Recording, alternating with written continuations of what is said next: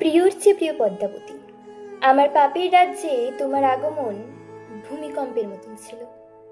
যখনই দেখি তুমি দাঁড়িয়ে আছো, আমার হৃৎপিণ্ড থমকে যায়। চোখের সামনে 6 বছরে গড়ে তোলা ভারী দেওয়াল ভেঙে চুরমার হয়ে যায়। আমার চোখের মণি পদ্মজা, তোমার ওই চোখ দুটোর অবিশ্বাস্য চাহনি আমাকে ছিন্ন ভিন্ন করে ফেলে। আমার কথা হারিয়ে যায়, আমি নিস্তব্ধ হয়ে যাই।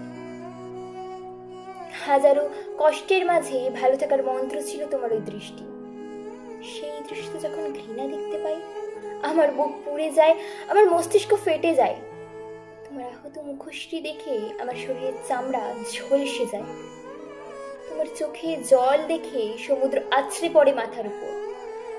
আমার মিথ্যাচার, আমার প্রতারণা তোমাকে কষ্টের ভুবনে ছুড়ে ফেলে। বিষাদের ছায়ায় ঢেকে যায় তোমার চোখ। সেই বিষাদটুকু মুছে দেওয়ার অধিকার আমি হারিয়ে ফেলি। যদি পারতাম আকাশের মেঘ হয়ে তোমার কাজল কালো আঁখে ছুঁয়ে সবটুকু বিষাদ ধুয়ে মুছে সাফ করে দিতাম। আমার প্রথম ও শেষ ভালোবাসা।